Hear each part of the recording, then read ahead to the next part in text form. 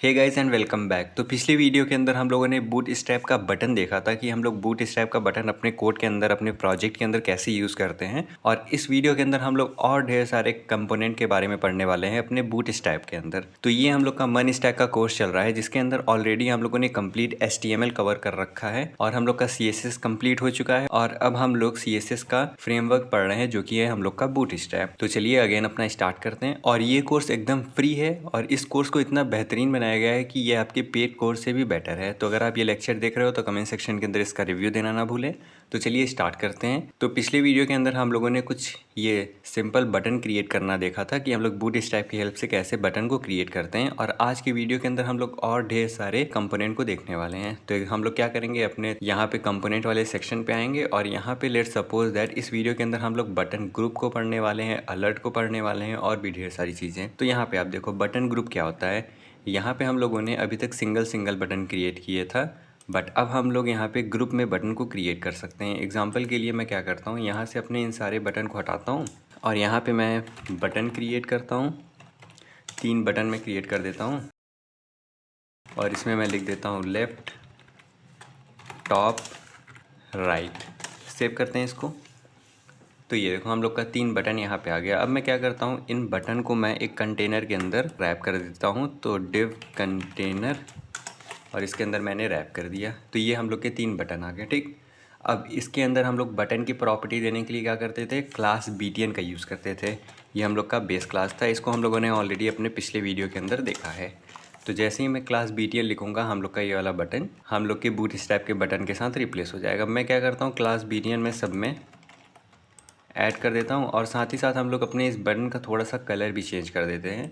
Let's suppose that मैं इसको BTN info बनाता हूँ। ठीक, और बाकी के भी मैं दोनों बटन को इन्फो ही बनाऊँगा। ये देखने में थोड़ा सा बेटर लग रहा है। तो ये हम लोग का तीनों बटन बन गया। बट अभी हम लोग अपने बटन को देखें तो ये बटन हम लोग का अलग अलग है। हम लोग को अब बटन को ग्रुप करना है। तो ग्रुप करने के लिए हम लोग क्या करेंगे, बहुत सिंपल है। हम लोग यहाँ पे आएंगे और यहाँ पे हम लोग को देखो, यहाँ पे लिखा हुआ है wrap a series of button with BTN in BTN group. यानी कि हम लोगों ने एक कंटेनर क्रिएट किया, उसको हम लोगों ने क्लास दे दिया BTN ग्रुप। अब मैं क्या करता हूँ, मेरे पास ये ऑलरेडी एक कंटेनर क्रिएटेड है, मैं इसको डुप्लीकेट कर देता हूँ। ठीक, सेव करते हैं हम लोग।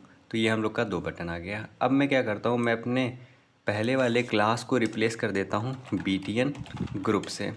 सेव करूँ मैं इसको। तो ये देखो अब हम लोग का ये जो बटन है इसको हटा ही दिया जाए। अब ये देखो ये जो हम लोग का बटन है, ये बटन आपस में एकदम अटैच हो गया।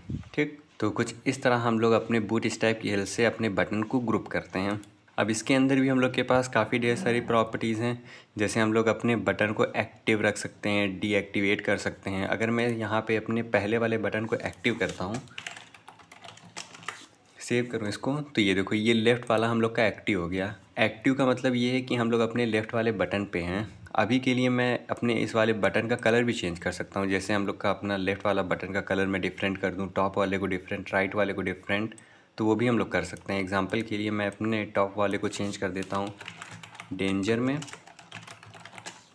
और अपने मैं राइट वाले को चेंज कर देता हूँ प्राइमरी में। सेव करूँ मैं, तो ये देखो हम लोग का टॉप वाला चेंज हो गया रेड कलर में, राइट वाला चेंज हो गया ब्लू कलर में। बट अभी भी ये हम लोग का जो बटन है ये आपस में ग्रुप है। ठीक, और हम लोग इसके अंदर आउटलाइन भी क्रिएट कर सकते हैं। आउटलाइन के लिए हम लोग क्या करेंगे, बीच में आउटलाइन लिखते हैं हम लोग, अगर आपको याद हो तो। मैं सेव करूँ, तो ये देखो आउटलाइन क्रिएटेड है। क्योंकि ये बटन अभी हम लोग का एक्टिव है इसलिए हम लोग को आउटलाइन नहीं दिख रहा है।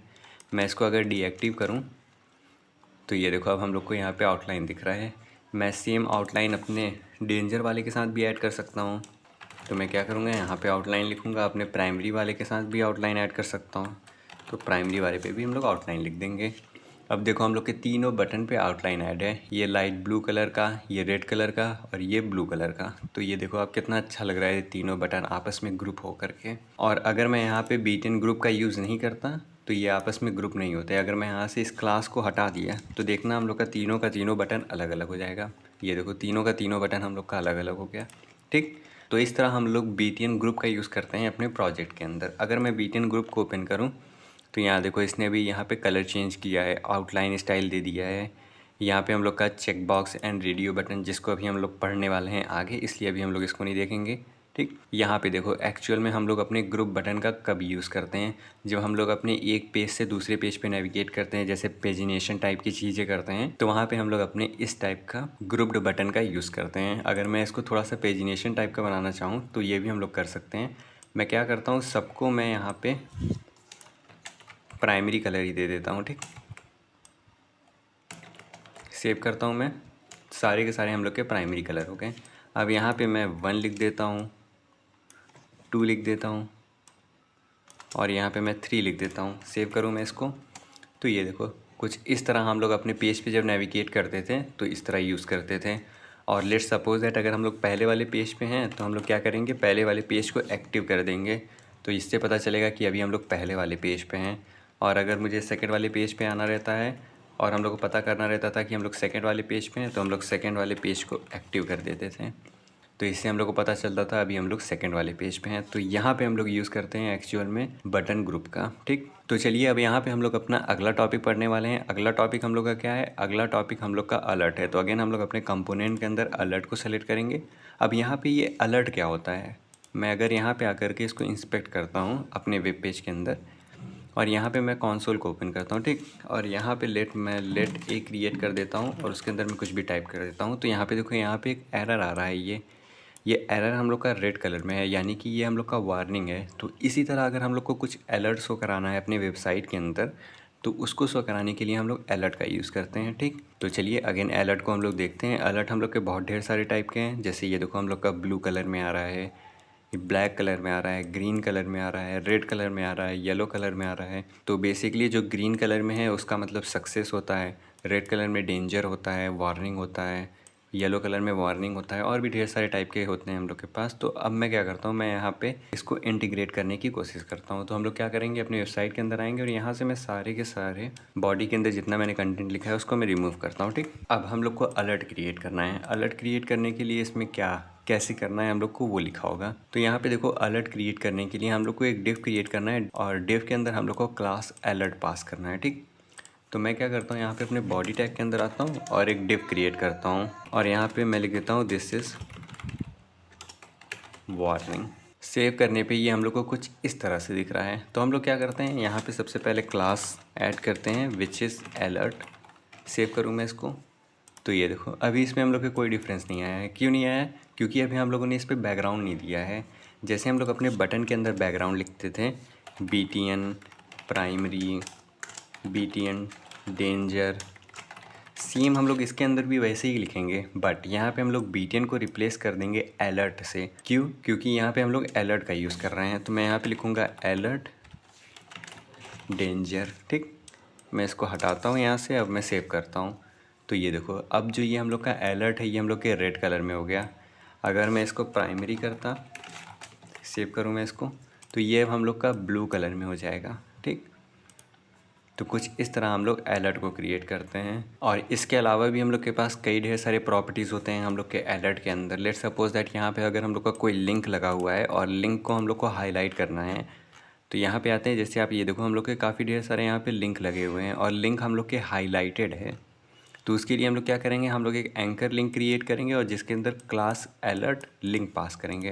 तो मैं यहाँ पे क्या करता हूँ, दिस इज़ वार्निंग, उसके बाद मैं यहाँ पे कॉमा करके गो टू लिंक लिख देता हूँ। ठीक है, अब ये गो टू लिंक हम लोग को यहाँ पे इसको एक लिंक टाइप का बनाना है जिस पे हम लोग क्लिक करके नेविगेट कर सकें। तो हम लोग क्या करेंगे, इसको एक एंकर टैग के अंदर लिखेंगे। तो मैं यहाँ पे एक ए टैग क्रिएट करता हूँ और यहाँ पे गो टू लिंक, अभी के लिए मैं यहाँ पे कुछ भी पास कर देता हूँ। लेट्स सपोज दैट मैंने होम पास कर दिया। ठीक, अब अपने एंकर टैग के अंदर हम लोग को क्लास पास करना है जो कि है हम लोग का अलर्ट लिंक। सेव करूँ मैं इसको, तो ये देखो अब ये हम लोग के वार्निंग के अंदर यहाँ पे गो टू लिंक एक मिल गया हम लोग को, जिस पे हावर करने पे हम लोग क्लिक कर सकते हैं।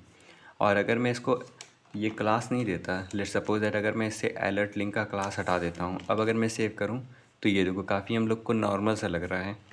बट जैसे ही अगर मैं यहाँ पे वो क्लास ऐड करता हूँ तो ये हम लोग को जो हम लोग का बैकग्राउंड है उसी के लेवल में ये हम लोग को स्टाइल कर देगा। ठीक, अगर मैं यहाँ पे लेट्स सपोज दैट अपने प्राइमरी के जगह इन्फो कर देता, तो ये अब जो हम लोग का यहाँ पे लिंक है वो हम लोग की इन्फो की तरह स्टाइल हो जाता। ठीक, और नीचे आते हैं हम लोग, और भी ढेर सारी प्रॉपर्टीज़ हैं। जैसे ये हम लोग आइकन ऐड करते हैं यहाँ पे। जैसे मैं एरर लाया था इंस्पेक्ट के अंदर अपने कंसोल के अंदर, जैसे यहाँ पे मैं कुछ भी टाइप कर देता हूँ, इंटर प्रेस करता हूँ, तो यहाँ पे देखो क्रॉस का आइकन लगा हुआ है। तो वो सारी चीज़ें भी हम लोग लगा सकते हैं। ठीक, तो अगेन मैं आपको ये रिकमेंड करूँगा कि आप आओ इस वेबसाइट के अंदर, और यहाँ पे अलर्ट के अंदर और जितने ढेर सारी चीज़ें हैं उसको आप अपने कोड के अंदर लिख करके देखो कि वो कैसे वर्क कर रहा है। और उसके बाद अगर आपको कोई डाउट हो तो आप कमेंट सेक्शन के अंदर पूछो, मैं उसको सॉल्यूशन लेकर आऊँगा। ठीक।